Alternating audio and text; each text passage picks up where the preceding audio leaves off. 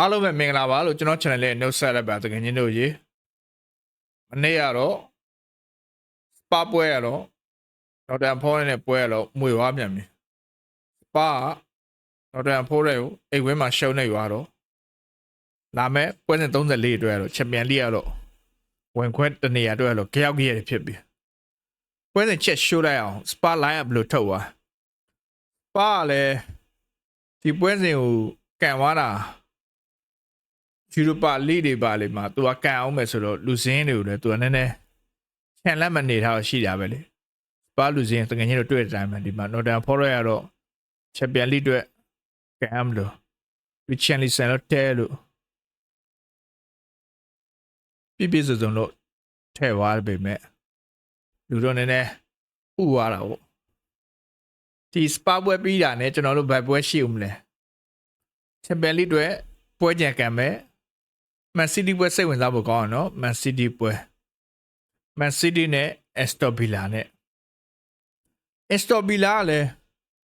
မှန်းလို့ရတာပဲလေချန်ပီယံလိအတွက်သူကလည်းလိုက်လို့ရသေးပေမဲ့50ခေါ်ပဲလေသူကလည်းဒီပွဲနည်းနည်းမြိုင်သွားရင်နော်50ခေါ်59 58 59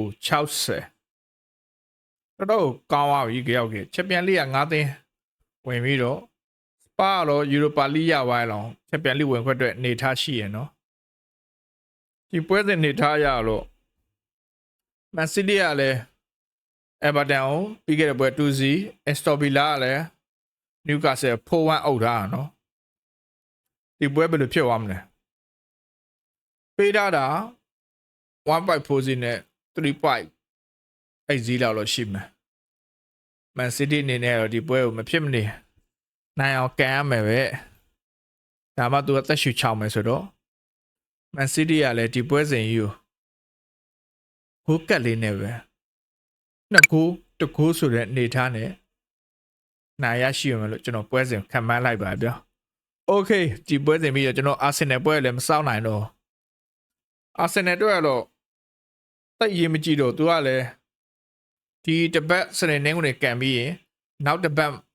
ဂျားရက်မှာကျွန်တော်ချက်ပြန်လိဆီမီဖိုင်နယ်သွားမယ်ဆိုတော့အာဆင်နယ်နဲ့ဒီပွဲတော့တေဘယ်လေးချက်ကြည့်အောင်တေဘယ်မှာ66 89 5ပွဲနိုင်15မှတ်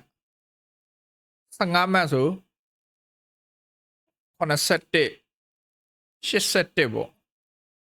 81ဆိုလီဗာပူးနောက်တစ်ပွဲနိုင်တယ်ပြီးသွားပြီ81ပဲရှိတယ်သူက5ပွဲလုံးနိုင်မှာလီဗာပူးက5ပွဲလုံးရှုံး81မှတ်နဲ့ချက်ပြန်ဖြစ်မှာမဖြစ်နိုင်တော့ဘလို့မှအပွဲကိုမမှန်းတော့ဘူးအာဆင်နယ်ခရစ္စတယ်ပဲလေပွဲကို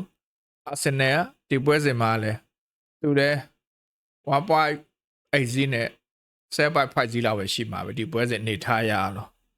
နေထားရမယ်ဆိုတော့လေလိုင်းရလေးပါနေထားလဲမရှိုးတော့ဒီပွဲစဉ်ကိုလဲ